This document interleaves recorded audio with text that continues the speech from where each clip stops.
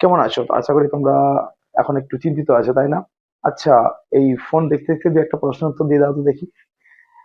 অবশ্যই কমেন্টে জানাবে উত্তরগুলো কিন্তু, হ্যাঁ।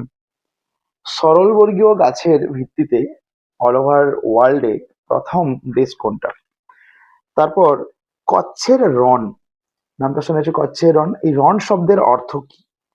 আচ্ছা, ডেকান ট্র্যাপ, তাহলে ট্র্যাপ শব্দের অর্থ কি আর ডেকান শব্দের অর্থ কি?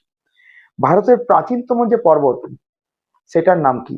যেটা নিয়ে এখন প্রচুর আন্দোলন চলছে, যেটা নিয়ে তোমরা শুনেছো হয়তো, ঠিক আছে, যে যে পর্বতটাকে প্রায় নিশ্চিহ্ন করে দেবে বলে ঠিক করা হয়েছে, ঠিক আছে, সেই পর্বতটা, যদিও সেটা উচিত নয়, তবুও।